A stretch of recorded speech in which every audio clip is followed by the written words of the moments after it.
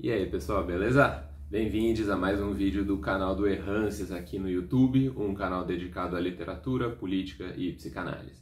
Eu sou o Will Franco, sou psicólogo, psicanalista, professor, escritor, e nesse vídeo eu queria fazer uma aproximação entre o campo da psicanálise, particularmente da clínica psicanalítica, e um bem de cultura, uma série que foi veiculada pela Netflix que chama Sense8. Tem um pequeno spoiler em relação à série pelo fato de que a premissa da série é apresentada ao longo da primeira temporada, na verdade ao longo da série inteira.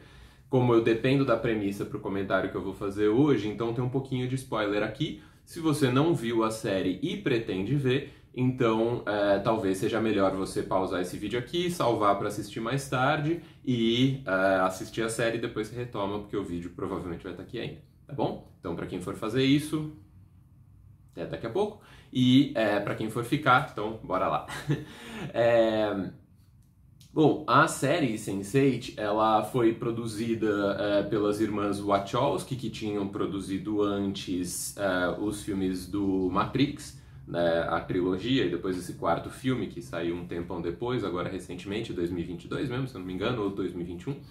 E a série teve 2 temporadas, depois foi cancelado, mas é uma produção bem interessante, assim. E o que eu queria fazer aqui é retomar um pouco da premissa da série, porque eu acho ela bem interessante, bem instigante por si só, e porque eu acho que ela permite pensar sobre a psicanálise de um jeito que eu acho que vale a pena. Então, a ideia básica da série é que, convivendo com os Homo sapiens, né, com o que a gente considera que são os humanos na humanidade contemporânea, na civilização contemporânea, teriam espécimes de uma outra espécie. Essa outra espécie eles chamam de Homo sensorium. Os Homo sensorium, eles são em tudo semelhantes aos humanos. Então, a princípio, você mesmo, ou sua mãe, ou seu pai, ou um amigo seu, ou seu chefe no trabalho poderia ser um Homo sensorium. E você meio que não tem como saber. O lance, e aí você poderia me perguntar, bom, então se o Homo sapiens é igual ao Homo sensorium é igual ao Homo sapiens, por que eles são diferentes? Eles são diferentes porque os Homo sensorium têm algumas características de sociabilidade e que impactam, é claro, no arcabouço ali, né, biológico, fisiológico, tudo mais deles, que é o fato de que eles se organizam no que está na série como clusters, eu acho que foi traduzido como grupos. São sempre clusters de 8 pessoas, de Homo sensorium, né? E eles, então, cada cluster, eles têm uma capacidade de se conectar com a sensibilidade uns dos outros. E isso vira uma plataforma, inclusive, para eles poderem se comunicar, porque na prática é uma forma de comunicação. Então, eles se comunicam, apesar de estarem muitas vezes em países diferentes, e isso em função de uma certa disponibilidade que não é exatamente racional, ainda que ao longo da série você vá vendo que eles conseguem treinar um pouco isso e desenvolver isso, de forma que eles começam a fazer de maneira um pouco mais deliberada. Num momento mais avançado da série, você vê que eles meio chamam uns aos outros, ou se conectam uns aos outros porque querem fazer alguma coisa a partir dessa interação. Então, para quem vê de fora, né, a pessoa tá lá, então vamos dizer que eu tô aqui, e aí vocês estão me vendo aqui, e aí em algum momento eu me conecto com um outro membro do meu cluster, porque ele precisa de mim por algum motivo, ou porque eu preciso dele por algum motivo. Então tem cenas da série, né, em que alguém tá passando um sufoco ali, precisa brigar, né, tipo artes marciais, assim, e aí acaba se conectando com outra pessoa do cluster que é forte em artes marciais. E aí, a partir disso, então, essa pessoa passa a poder contar com esse recurso, e a outra pessoa lá, que é a pessoa que é boa de artes marciais, se vê um pouco convocada a viver a capacidade dela de artes marciais. Não fica muito claro na série se ela precisa, de fato, fazer os movimentos, ou se ela pode só se concentrar nisso e isso já bastaria, né? De qualquer maneira, tem uma certa conexão que se dá. Não é exatamente que o repertório é todo compartilhado, né? Tem que ter uma certa conexão para que isso possa acontecer, né? É, Então você tem esses clusters de 8 pessoas e depois você vai percebendo que esses clusters, na verdade, eles se comunicam numa espécie de mega cluster que seria a capacidade de todos os Homo sensorium de trocarem entre si. Porque membros de clusters diferentes podem, em alguma medida, ir se conectando. Não indiferentemente, eles têm pontos meio que favorecidos, assim. Então, pessoas que você já encontrou e que você sabe que são sensorium também, ou com quem você teve algum vínculo ali, alguma troca, ou que encostou por algum motivo, isso favorece muito esse tipo de contato. De forma que os clusters têm mais ou menos pontes entre si. Uma boa metáfora talvez seja a internet, né? Você tem conjuntos de páginas que formam o que a gente chama de sites, né? De sítios, e esses sítios se conectam entre si para formar a rede mundial, né? Que é o que a gente chama justamente de internet, num resumo básico. E aí você tem vários protocolos, então no fim das contas um campo de metáfora possível, eu nunca li muito a respeito da série, mas eu imagino que elas tenham se inspirado um pouco nisso, elas, as irmãs Wachowski, eu digo, que foram as roteiristas, as produtoras e diretoras da maior parte dos episódios, talvez todos, não lembro. Mas assim, então a premissa basicamente é essa. Então a gente teria uma outra espécie que convive com os Homo sapiens, seriam os últimos sobreviventes de um certo genocídio que teria acontecido no passado. Aí elas estão se baseando inclusive em evidências, né, da arqueologia e da biologia evolutiva que dá notícias de que de fato tinha várias outras espécies de hominídeos. E se hoje em dia a gente só tem os Homo sapiens e algum resíduo genético, né, de neandertais ou de outras espécies de hominídeos, é porque essas outras espécies foram obliteradas, assim, elas foram apagadas. Um tanto talvez tenha a ver com catástrofes naturais e um tanto aparentemente tem a ver com guerras entre espécies. Então os Homo sapiens provavelmente contribuíram ativamente para exterminar outras espécies de hominídeos. E aí o lance da série é que teria essa espécie, que não tem nenhuma notícia arqueológica que ela tenha existido, ela não está descrita pelos biólogos, que são os Homo sensorium, e os Homo sensorium teriam convivido com os Homo sapiens ao longo de um certo tempo, mas aí depois os Homo sapiens tentaram apagar essa espécie, só que alguns deles sobreviveram e sobrevivem entre nós até hoje.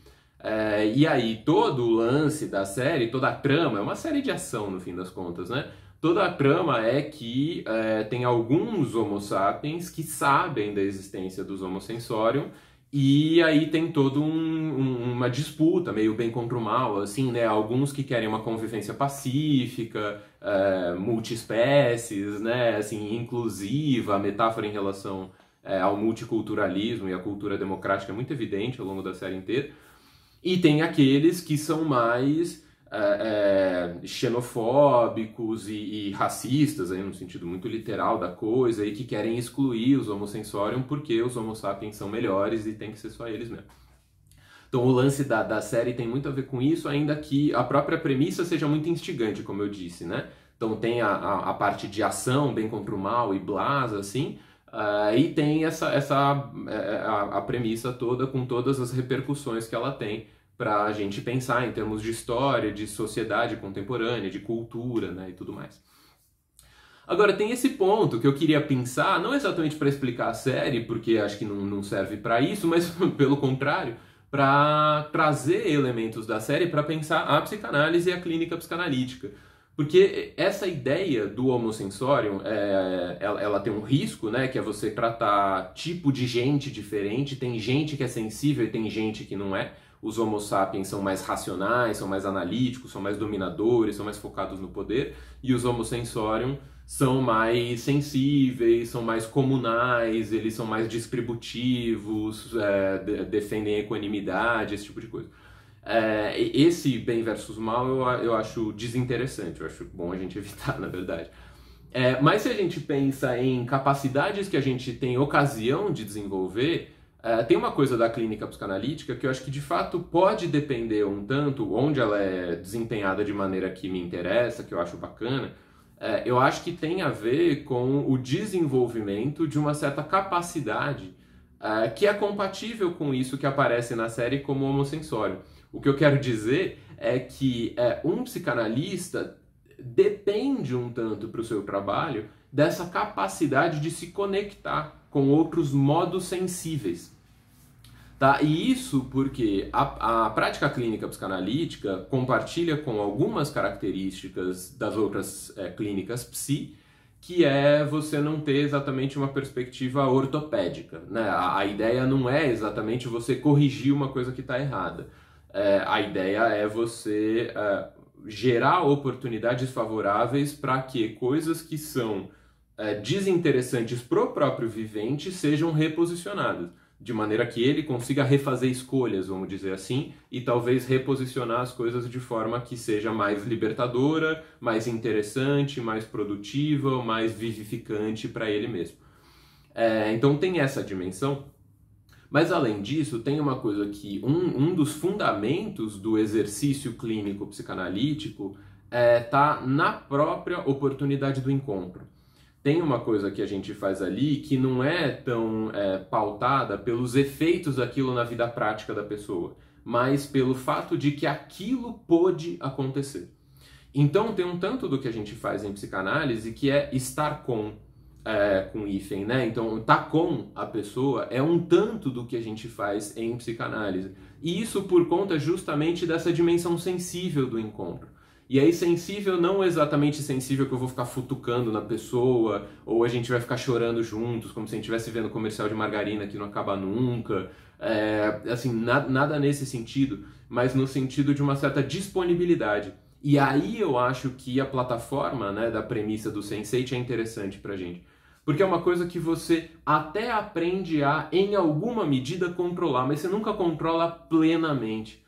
Porque se a gente for pensar nos clusters, por exemplo, né, são 8 pessoas. Então, ainda que os espécimes que compõem aquele cluster, eles tenham aprendido a se acionar de maneira mais ou menos tranquila quando eles sentem essa necessidade, pelo fato de eles serem muitos, às vezes isso acontece de um jeito que você não tinha como prever. Porque o cara tá lá tocando a vida dele e acaba que uma outra membro do mesmo cluster que mora no Vietnã precisou dele, sei lá. E aí ele, né, assim, não tem como só usa o canal quando quer, né? Tem um tanto de você estar disponível para ser afetado e esse campo de afetação ele não é plenamente controlável por você. E curiosamente, um tanto do que a gente faz em psicanálise é isso.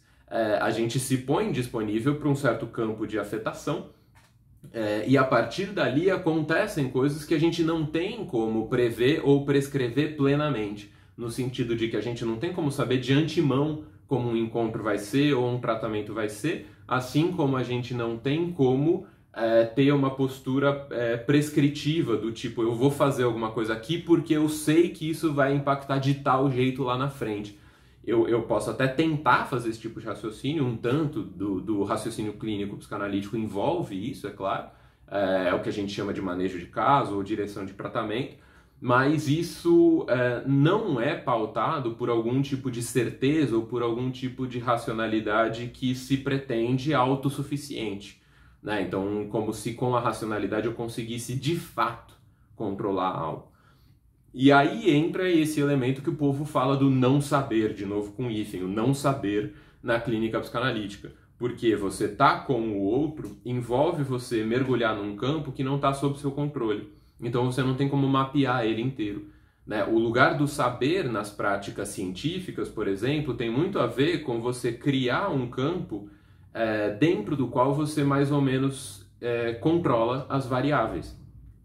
Né? Assim, para você saber se alguma coisa faz bem ou faz mal para uma pessoa, você tem que colocar ela num modo, num estado onde ela não seja afetada por um buzilhão de coisas, porque senão você não tem como calcular aquela específica.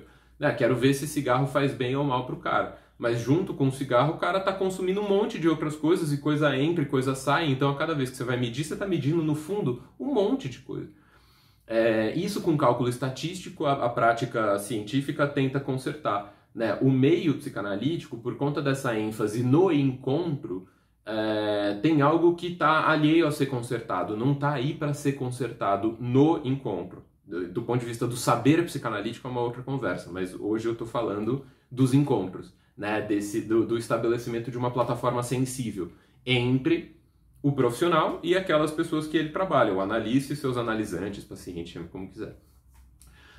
E eu acho, então, muito interessante isso, assim. E aí tem algo, inclusive, que aparece na série, que eu acho legal, queria mencionar por fim, porque acho que é mais uma coisa que eu salientaria, né, da premissa, que é essa ideia de que os Homo sensorium estão imersos numa cultura que é hegemonicamente Homo sapiens. Então eles foram educados que nem eu e você, numa cultura que valoriza muito a racionalidade, valoriza muito o controle racional, né, das variáveis e tal. Então quando eles entram em contato com essa dimensão sensorium, tem um tanto que eles têm que desaprender. E aí tem até algumas metáforas, né, da psicologia do desenvolvimento, por exemplo, ou da relação com os instintos, que é uma coisa interessante. Não sei se vocês sabem, né, desse tipo de exemplo de instintos que um bebê recém-nascido tem e que depois ele perde. Né? Um bebê recém-nascido, por exemplo, você coloca ele na água, ele não afunda, ele sabe mais ou menos boiar, assim. E aí depois ele perde esse instinto que depois algumas pessoas vão desenvolver habilidades para substituir esse instinto. Esse tipo de problemática aparece no Sense8 no sentido de que eles têm que aprender a abrir mão dessa centralidade da racionalidade para a condução da vida cotidiana deles, porque eles têm que estar abertos para essa impactação, para essa sensibilidade. Né? Então tem algo de um desaprendimento, de uma desaprendizagem, vamos dizer assim, que é claro, uma aprendizagem, não deixa de ser, mas é uma aprendizagem como se fosse em negativo, né? Ela tem a ver com a desconstrução, vou dizer frouxamente aqui, a desconstrução de algo que estava posto ali. E na psicanálise tem algo assim que precisa acontecer também. Né? A gente precisa conseguir se pôr disponível para um modo que ele é menos controlado do que a gente está habituado.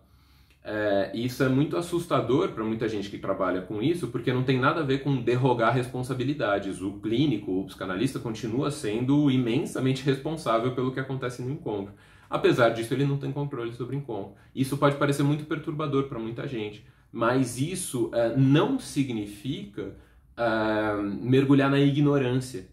Porque essa oposição molar, né, entre conhecimento racional, consciente, deliberado, previsível, prescritivo e a ignorância, o dar tudo errado ou o tá tudo no aleatório, essa oposição tira espaço para o poder do encontro, vamos dizer assim. Desculpa a expressão de autoajuda aqui. Mas tem algo que acontece no encontro que a psicanálise estuda dentro desse grande campo que é a transferência, o campo transferencial, vários subconceitos aqui, mas eu vou ficar no genérico que é a transferência. A gente vai estudando como tá na transferência e manejar a transferência, não como alguém maneja um carro, porque não é tão deliberado assim, mas a partir do campo de afetação e da nossa disponibilidade para viver, através do estar nesse campo de afetação, aquilo que pode ser interessante para aqueles que se colocam sob nossa responsabilidade. Né? Então, pelo fato de estar ali no campo transferencial, eu consigo me pôr a viver com as pessoas que vêm viver essa experiência comigo, porque confiam no meu trabalho. Eu posso me pôr a viver com elas coisas que eventualmente vão ser úteis, produtivas, transformadoras, interessantes para a vida delas, seja como for, porque elas não têm como saber a priori também. Essa é uma das maluquices da psicanálise, né? Se a pessoa chega, olha, eu quero ficar mais forte, mais bonito, mais não sei o quê, e menos distraído e mais concentrado, e eu quero aprender russo. O psicanalista não tem como garantir nada disso para a pessoa. Mas ele tem como viver com ela coisas que têm a ver com o que ela se põe a viver ali. Para quê? Para que ela possa se transformar. É isso. Então é muito assustador à primeira vista, mas eu acho que é muito potente. E isso é uma das coisas que eu acho que essa série Sense8, então, abre, né, para a gente poder pensar. De novo, e para finalizar aqui, não é que a psicanálise explique Sense8, deve ter ficado claro para vocês, nunca me propus a fazer isso, eu não quero fazer isso, mas eu acho que pelo contrário, Sense8 é um bem de cultura, é uma produção que ajuda a gente a olhar para a psicanálise de uma maneira que eu acho interessante. Então fica aí o convite, recomendo a série como entretenimento também, é bem bacana, gosto bastante da obra das Wachowski no geral, então recomendo por entretenimento, mas também para aqueles que tiverem interesse em olhar para a psicanálise a partir desse ângulo que eu estou sugerindo nesse vídeo aqui. Se você eventualmente já viu a série, me conta o que você acha, se faz sentido pra você, se você eventualmente fizer isso depois, por conta de ter visto esse vídeo aqui, primeiro, que legal, e segundo, me conta o que você achou, tá bom? Volta aqui e dá uma comentada aqui, vou ficar bem feliz. É isso, gente, espero que vocês tenham gostado do vídeo, a gente se encontra numa próxima, grande abraço e até!